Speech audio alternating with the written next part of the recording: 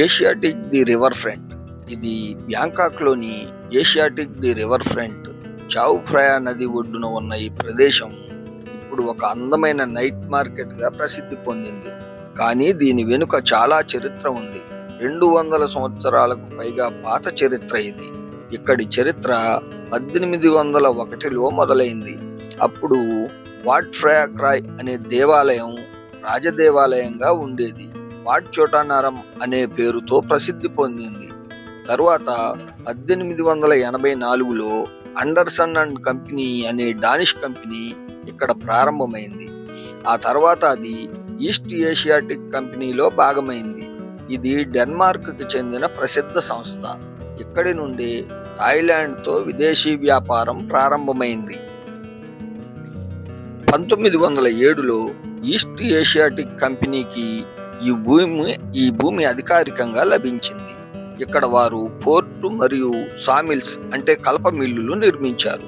అప్పుడు ఇక్కడ నౌకలు ఆగి చెక్కలు మరియు వ్యాపార సామగ్రి లోడ్ చేసేవి. ఆ కాలంలో బ్యాంకాక్లో అత్యంత బిజీగా ఉన్న నదీ తీరము ఇదే. 1941లో రెండో ప్రపంచ యుద్ధం ప్రారంభమైనప్పుడు జపాన్ సైన్యం ఈ ఈస్ట్ ఏషియాటిక్ ప్రాంతాన్ని సీజ్ చేసింది.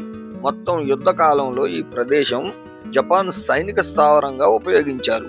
ఇక్కడ బేర్ హౌసెస్ లో ఆయుధాలు నిల్వ చేసేవారు. చరిత్రలో ఈ ప్రదేశం యుద్ధ సాక్షిగా నిలిచింది.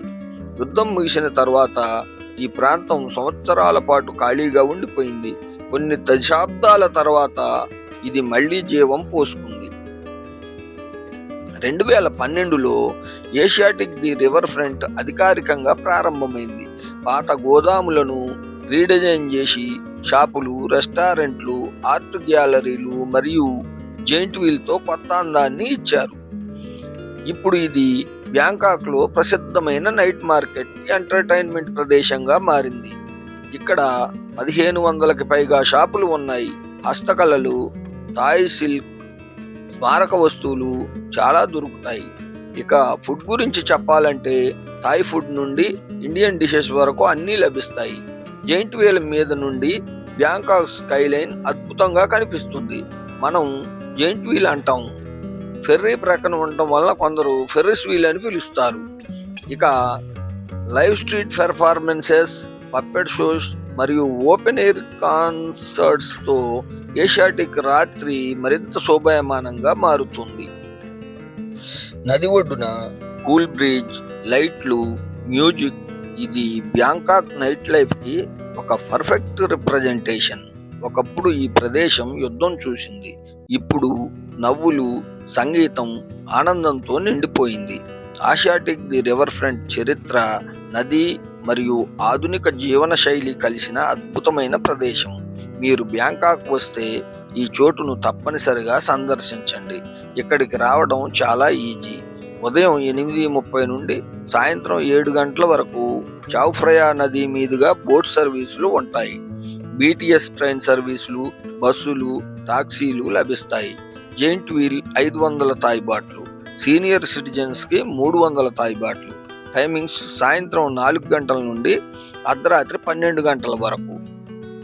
ఏషియాటిక్ చావ్ ఫ్రయా నదీ తీరంలో ఉన్నందున యూరోపియన్ నౌకలు ఆగే ప్రధాన వ్యాపార స్థావరంగా కూడా ఇది మారింది. అంటే బ్రిటిష్, డానిష్, ఫ్రెంచ్ వారి నౌకలు ఇక్కడ ఆగేవి.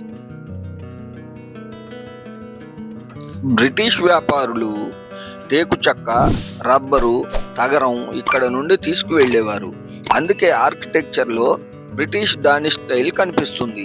ఇటుక భవనాలు, గడియార టవర్లు, డాక్స్ డిజైన్స్ మొదలగున్నవి. అందుకే దీన్ని కొంతమంది కొలోనియల్ స్టైల్ రివర్ ఫ్రంట్ అని కూడా పిలుస్తారు. థాయిలాండ్ ఒకప్పటి పేరు మ్యూంగ్ థాయ్, కానీ సియామ్ అనే పేరు విదేశాల్లో పాపులర్ అయింది.